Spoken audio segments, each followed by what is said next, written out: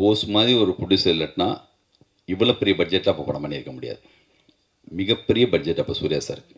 பாம்பேயில் மட்டுமே 120 நாள் ஷூட்டிங், கோவா பாம்பேலாம் சேர்த்து. அப்படி ஒத்துக்கிட்டு கண்டினியூவாக அப்போ திருப்பதி பிரதர்ஸ் உங்களுக்கு தெரியும், சின்ன படம் பெரிய படம்னு சொல்லி கோலி சோடா, மஞ்சப்பை, வழக்கியன், சதுரங்க வேட்டை, கும்கி, கண்டினியூவாக.